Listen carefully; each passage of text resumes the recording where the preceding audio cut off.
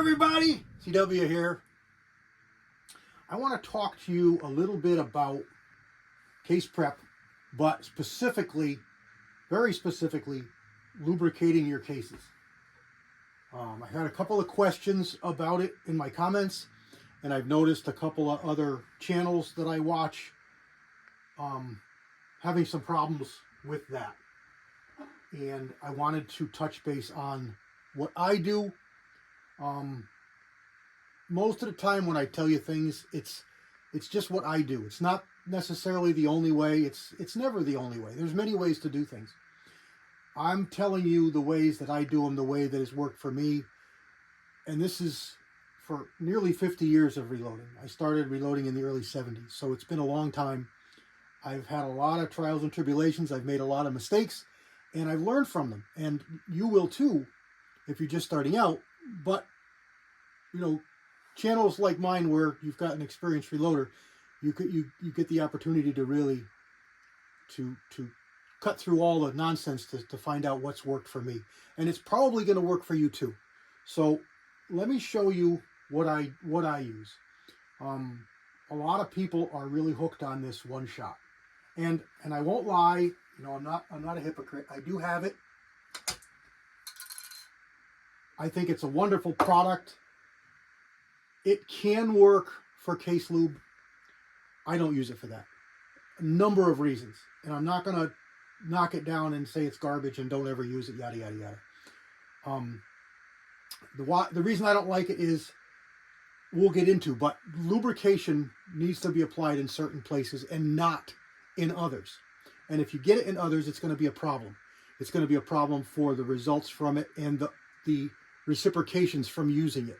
So it's not just always on the surface. What I like One Shot for is a release agent for when I do bedding on my rifles or anything I have to bed. It doesn't let epoxy or any of the compounds that I use stick. So if I don't want glue to stick to something, I spray it down with One Shot, give it a couple coats, and it will not stick to it. It'll pop right apart. So that's what I use it for. That's what I have it for. I like 3 different lubes. One of them is Unique Case Lube, made by Hornady. One of them is Imperial Sizing Wax. Lee makes a product that's very similar. It comes in a tube, very good, just the same as these. And then lanolin and alcohol mixture. You can make it yourself. You don't need to pay a pile of money for it. You can make it yourself, or you can buy it. Dillon sells it, and there's probably a couple of other companies, but Dillon sells it. It's lanolin and alcohol, and they just make it up for you and they sell it. And it comes in a pumper bottle. Now, I don't care for that application of it for the same reasons I don't like One Shot. It goes everywhere. You don't want it everywhere. I'm going to bring you in tight here, and I'm going to show you what I do and why, and tell you why I do it. We've got some 7 mag here, and I started sizing it already. But I said, you know, this is a good time to bring you in and make one of CW's quick videos. It's going to be 20 minutes. But hopefully I can trim it down and get to the point and not ramble too much. So let's move the camera around. Let me get out of the picture. You can focus on what I'm doing. I'm going to zoom you in tight and talk to you and tell you hows and whys. So let's get to it. Okay, here's what we got here. We got our cases that we're going to size. We've got lubes. Now, I usually only use one, but I got them out here just to show you. We'll use them interchangeably. This is a Lyman kit. It's exactly the same as the Midway kit. It's just a little smaller. It holds a brush. It holds a spare brush. You can clean on 3 stations in the Lyman. You can only clean on 1 station in the Midway. These are just holders. They're loose holders for extra brushes. So you set the brush up for the caliber you want up here in the front. This is a powdered mica lubrication. It's for necks. Imperial makes one. The same stuff. It's just a different brand. It's a powder, very, very fine.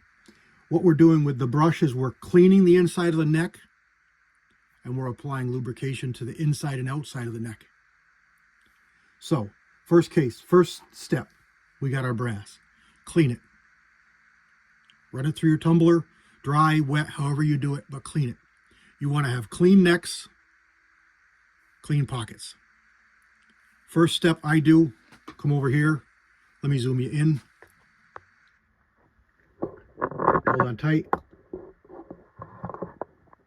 Sorry. I just got mine on a board. Now I told you to clean your necks. You know, you're not going to brush them out until now. The tumbling process will clean out any debris that's in there. So give them a good brush out. You want to make sure there's nothing in there. You want to make sure the inside of your neck is clean so that you're not putting anything in your dyes. Also, you're not introducing anything that's going to change the way that mandrel drives in and out of the neck and changes your neck tension.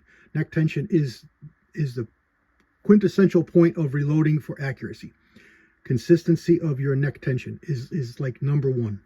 Everything else has a part and a reason for it, but the biggest effect you can have for accuracy is consistency in your neck tension. So let's focus on that, and a lot of this is because of that. So let me zoom you out a little. Next thing we're going to do, now we just cleaned the inside of the neck, we're going to take a rag, hold your neck and your shoulder of your case. Let me zoom you in, move you over a little bit and zoom you in. Take your finger, take your lube. That's it. That's all the lube you need. Put it on the case like this with your fingers. Go all the way up the case. Don't go on the shoulder. Just the case. All the way down to the bottom. Okay, now it's lubed. Let go of the front. Back over here. Hold on tight. Back over here to our powdered lube. Dip it in the powdered lube. Go on the brush. Dip it in the powdered lube. Tap it off. Okay. We now have lube on the case wall for sizing. We have a little bit of lube in the neck. We have a little bit of lube on the outside of the neck and on the inside of the neck. Let's go over to the press. This part here, you know, you're just going to run it up into the press. Resize your case all the way down. Wait a second. Don't be in a big rush. Don't run it up and jam it down. Run it up, wait a second. Now you see the base of that neck? That lube got pushed down onto the shoulder area. So we applied good lube on that neck, and the neck lube inside and out supported that neck and gave it good, consistent resize. Take your rag, wipe it all off. Wipe everything off. Now you can't do anything about the inside, but it's dry lube. There's your sized case. Put it in, pick up another one.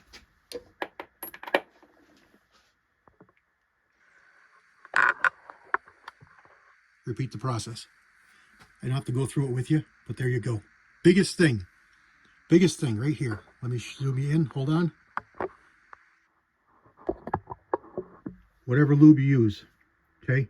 Your finger, just keep this finger. This is all going to use for the cases, so don't touch anything else with it. Keep your rag in this hand. Again, this is how I do it. Try it this way, see if it works for you. Just touch it. That's it. That's all the lube you need for lubing that case. That's it. That's it. I'm going to lube this case even though we're a little out of order, just to show you really close. Hold the neck and the shoulder. Put your finger on the case. See it? See the lube on there? That's all the lube you need.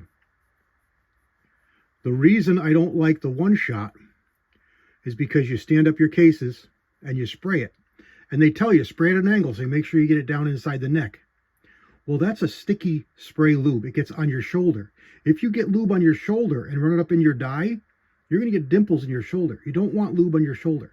You want lube on the case walls, and you want a little bit of lube on the neck. Now, you could use this kind of lube on your neck, but it's messy, and it's going to get on your shoulder, and it's going to migrate down. I showed you how the powder migrates down.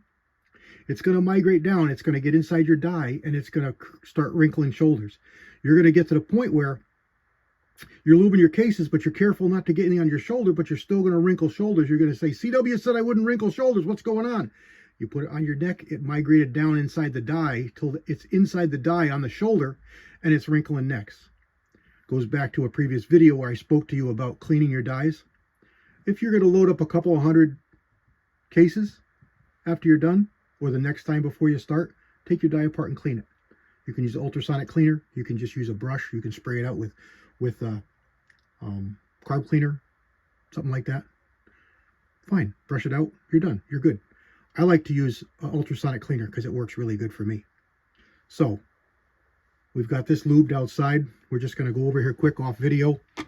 Put a little bit of lube on the outside. I'm going to brush it really quick to make sure my neck is clean because you don't want drag.